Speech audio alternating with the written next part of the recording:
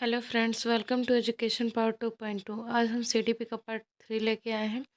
इसमें previous year question है जो पिछले परीक्षाओं में पूछे जा चुके हैं और ये बहुत ही इम्पोर्टेंट क्वेश्चन है। ये रिपीट करते ही रहते हैं एग्ज़ाम में, सो आप इस क्वेश्चन को बहुत ही ध्यान से देखें। तो पहला हमारा क्वेश्चन है, निम्नलिखित में से कौन सा कथन सही नहीं है, यानी सही नहीं है तो गलत है। तो देखते हैं कौन सा है।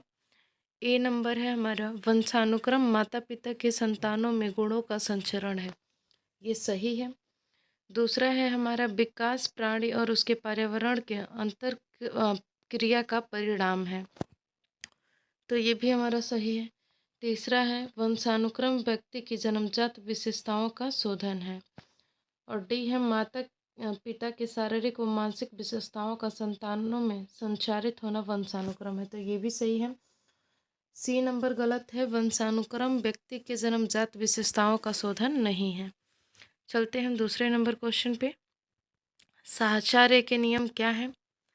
तो ए हमारा ऑप्शन है समानता का नियम, बी है हमारा वैषम्य का नियम, सी है हमारा समीपता का नियम और डी है हमारा उपरोक्त सभी। तो दूसरा का करेक्ट आंसर हो जाएगा हमारा 4 नंबर, उपरोक्त सभी। यानी साहचर्य के नियम कौन कौन से हैं? समानता का नियम, वैषम्य का नियम और समीपता का नियम।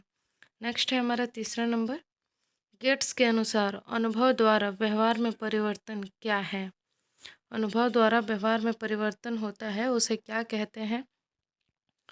अभिप्रेरणा, समायोजन, सीखना, चिंतन। तो इसका करेक्ट आंसर हो जाएगा हमारा सी नंबर, तो सीखना। नेक्स्ट क्वेश्चन है हमारा, अपने आप को प्रेम करने की प्रवृत्ति को क्या कहते हैं? अपने आप को प्रेम करने की प्रवृत्ति को क्या कहते हैं?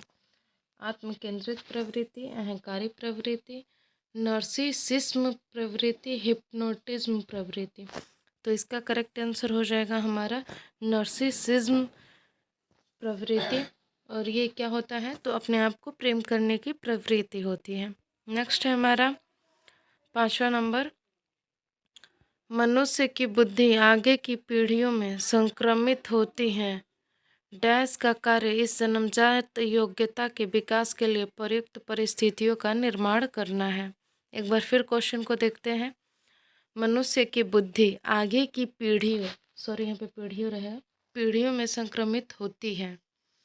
डैश का कार्य यानी किसका कार्य है? इस जन्मजात योग्यता के विकास के लिए प्रयुक्त परिस्थितियों का निर्माण करना।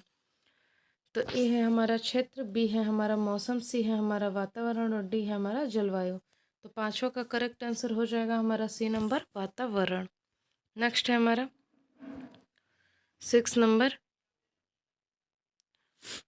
पूरे आवृत्ति वितरण के प्रतिनिधित्व करने वाले मान को क्या कहा जाता है? पूरे आवृत्ति वितरण के प्रतिनिधित्व करने वाले मान को क्या कहा जाता है? ए है प्रमाणिक विचलन का मान, बी है केंद्रवर्ती में प्रमाप का मान, सी है सहसंबंधनीय प्रतिनिधि का मान और डी है समूहज प्रतिशत प्रतिनिधि का मान। तो 6 का हमारा करेक्ट आंसर हो जाएगा केंद्रवर्ती में प्रमाप का मान।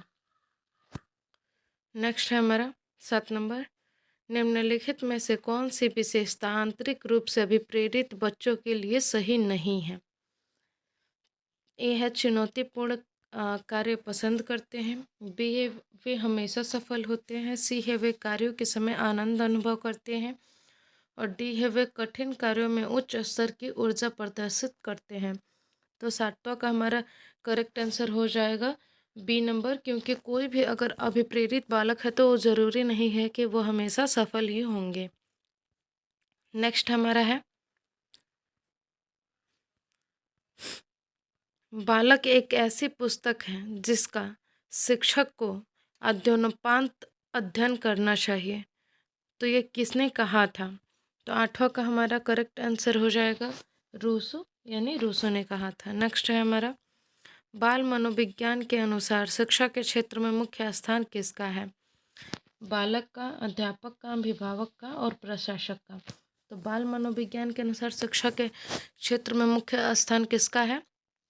तो इसका करेक्ट आंसर हो जाएगा हमारा बालक का, यानी अभी भी बाल केंद्रित शिक्षा पे बल दिया जाता है।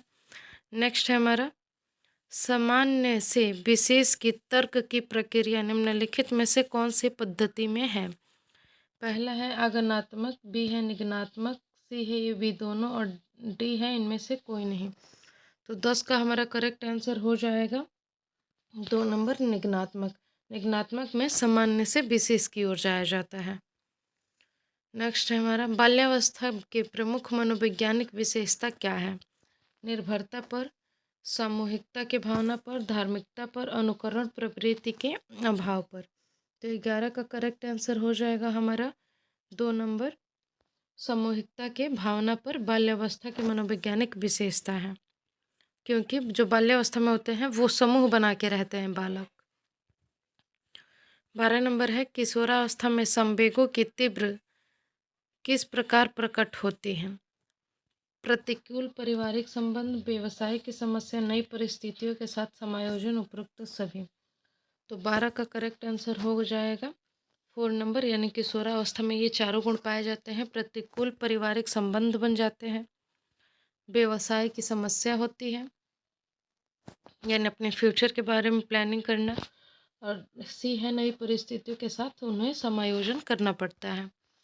13 नंबर है हमारा 140 से अधिक बुद्धि लब्धि वाले बच्चों को किस श्रेणी में रखेंगे? ए है मूर्ख, बी है मंद बुद्धि, सी है सामान्य बुद्धि और डी है प्रतिभाशाली। तो 13 का करेक्ट आंसर हो जाएगा हमारा 140 से जो ऊपर बुद्धि लब्धि यानी IQ जिनका होता है उन्हें किस श्रेणी में रखा जाता है? तो प्रतिभाशाली श्रेणी में। नेक्स्ट है हमारा सृजनशीलता मौलिक परिणाम को अभिव्यक्त करने की मानसिक प्रक्रिया है, यह कथन किसका है? तो सृजनशीलता मौलिक परिणामों को अभिव्यक्त करने की मानसिक प्रक्रिया है, यह कथन किसका है? तो 14 का होगा हमारा। ऑप्शन देख लेते हैं, क्रो एंड क्रो का, जेम्स एंड ड्रेवर का, रास का, स्किनर का। तो इसका करेक्ट आंसर हो जाएगा हमारा क्रो एंड क्रो का है ये। 5वां नंबर है हमारा और लास्ट क्वेश्चन है प्रयास और भूल। प्रयास और भूल का सिद्धांत किसने दिया था? थॉर्नडाइक ने, मैकडॉनल्ड ने, कोहलर ने, पावलोव ने। तो 15 का करेक्ट आंसर हो जाएगा हमारा ए नंबर। प्रयास और भूल का सिद्धांत किसने दिया था? तो थॉर्नडाइक ने दिया था। ये इंपॉर्टेंट क्वेश्चन है, इसको याद रखिएगा। तो आज के लिए इतना ही। वीडियो आपको पसंद है तो चैनल को सब्सक्राइब करें, वीडियो को लाइक करें और शेयर करना ना भूलें।